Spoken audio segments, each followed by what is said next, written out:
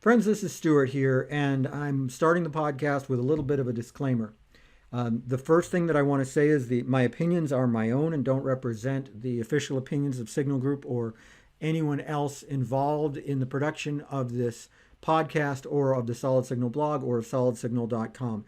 Second of all, I'm going to be somewhat vehement in this podcast, and I want to start by saying up front, that it comes from a place of deep respect for the filmmakers, for the viewing experience, and for the experience of cinema and television in general.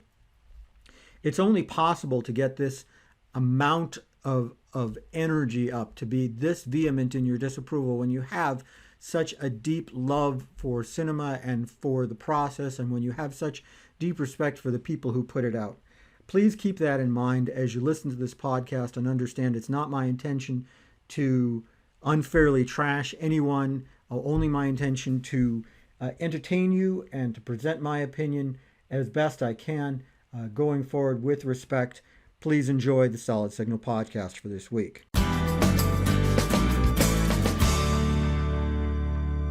This is the Solid Signal podcast for the week of October 3rd, 2022. The subject of this week's podcast is House of the Dragon, the show on HBO and HBO Max. Now, this show has not been the kind of global sensation that Game of Thrones was, and to some extent it suffers from some of the negative opinions that people got of Game of Thrones as it got into its last final episodes. This past week's episode, I'm not going to give you any spoilers because I really don't want to talk about the plot. It's not about the plot. It's about the execution of that whole episode and how it's not doing anybody any favors. I actually have watched this episode completely through twice at this point, and not because it is one of my favorites, but because I really wanted to prepare for this podcast.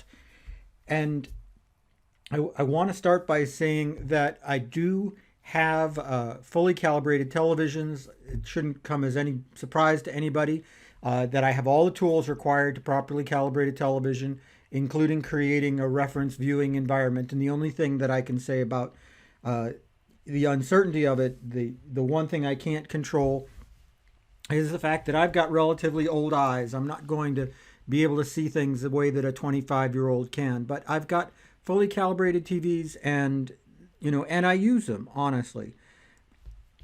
So here's the bottom line. I'll start with what my biggest problem was. The episode I'm talking about, in case that you're listening to this sometime in the future, is called Driftmark.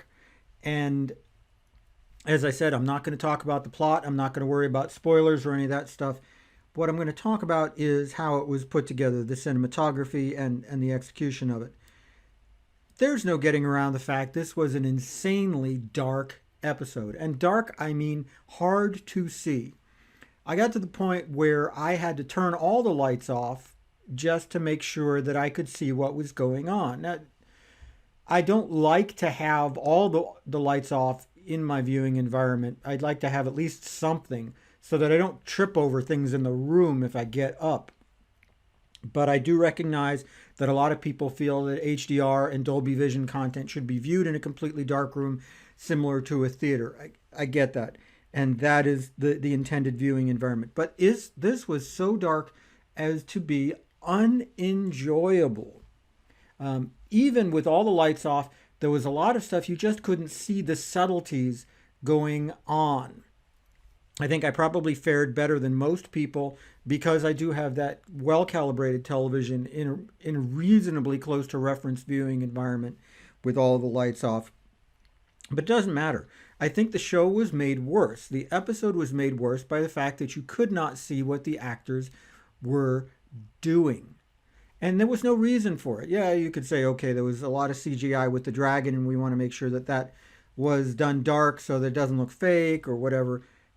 Just don't have any reason for it. And so what happened was I watched the whole episode, and then I went back and I watched the version on HBO on satellite. I tend to watch House of the Dragon on streaming so that I can see it in Dolby Vision and 4K. And unfortunately, DirecTV doesn't offer either of those things with their HBO presentation. I went back and I watched the HBO presentation thinking, okay, well, maybe there will be something that I can glean some more character development or something like that, because the HBO presentation tends to be artificially lit to try to fit into a standard dynamic range. It's not otherwise. I mean, honestly, if it weren't adjusted, then whole 10 to 20 minute segments of this episode would have been just solid black and just ridiculous. The whole show is gray and low in contrast, and that's clearly the intention of it, but it doesn't make for an enjoyable viewing experience. I get it. You're in this kind of dank, kind of seaside, whatever. It's gray out. It's not a sunny day. As a matter of fact, the entire idea is that this isn't a sunny day. Nothing about this is sunny. We all understand that. But we want to see the actors acting. We want to see the sets. We don't just want it to look like one big mass of gray. So going back to the satellite delivered version, I watched it all the way through, and it was equally horrendous. Why? Crushed blacks. If you don't understand what crushed blacks are, look on the Solid Signal blog, search for the words crushed blacks. But it essentially is something that comes around when the signal is just not able to show the level of shadow detail that it should. It can come from overcompression, which may be something that DirecTV is doing, but more likely it was coming from the translation from high dynamic range to standard dynamic range, meaning that it was just, the entire thing just looked fake and poorly produced and like, almost video gamey.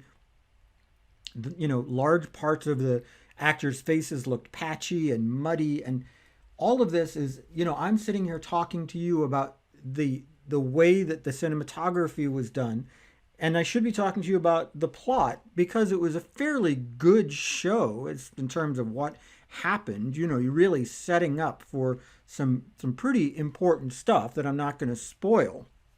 But instead, I'm back to talking about how dark it is. And so I went and I looked on imdb.com, and who directed this thing? Who was the cinematographer on this thing? Well, here's the surprise.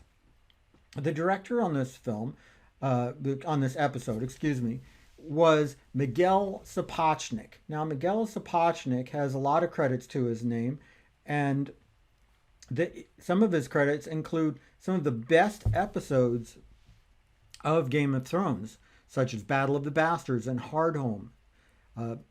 But also, he is the person who is directly responsible for the episode of Game of Thrones called The Long Night, the one that you may refer to as The Dark One, the one that pretty much turned people off of Game of Thrones and left a lasting bad impression in their mouths because it was just so dark.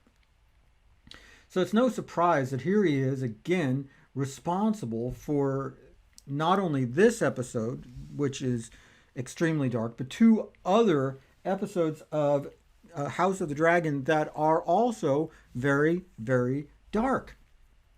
And I get it.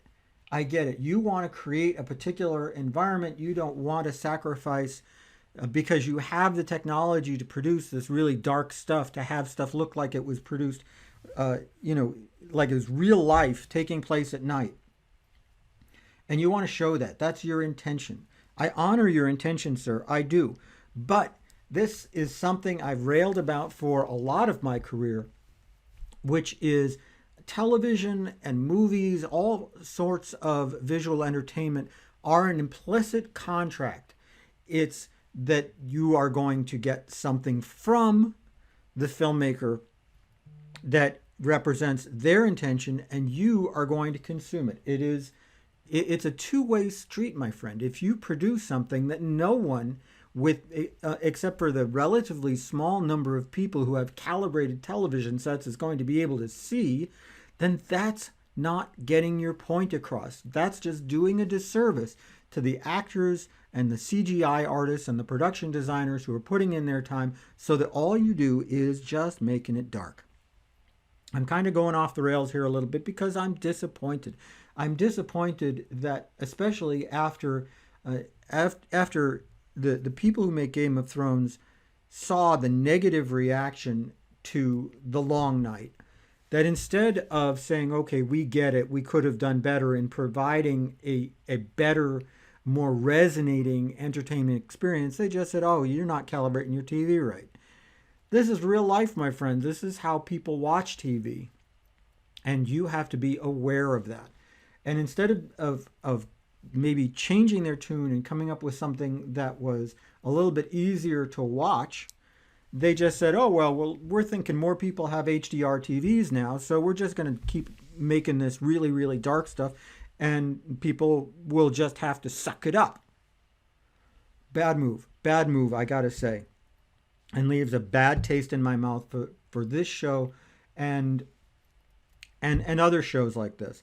And I would like to say, just in contrast, by the way, I'll mention sort of the natural competitor to this show, which is The Rings of Power, which is on Amazon. I'm not a huge fan of that show either for a number of reasons. But one thing I will say is it's also presented in 4K HDR, and the things that apply to this, to House of the Dragon are just not as true. Yeah, it's a little bit too dark, and yeah, I do tend to turn the lights down in order to watch it, and that's okay because that's kind of the intended viewing environment. And my TV is not Dolby Vision IQ, so it does not necessarily take viewing environment into account like it should. But it's just not as dark. It's not as gray. It's more accessible in that way, and it's a shame. It's a shame that the people who are making House of the Dragon can't take that into account. And we have seen how quickly changes can be made. Do you remember when they did that episode of Game of Thrones and there was a Starbucks cup visible in the shot? And it took them about 3 days before they came up with an updated version of the episode, and they used that. Hearing what I have to say today, they could go back and retime the color on not only the past episodes, but on upcoming episodes very quickly. They could create a more lasting, positive impression by saying, we made a mistake. We didn't respect the viewing experience, and we should have. But they won't. I do not believe that they will. I do believe that they're more interested in putting out the product they want to put out rather than putting out a product that people are actually going to be able to watch. If I seem a little bit dark on this one, I apologize. Let me end by saying that I have a huge amount of respect for the people who make these shows.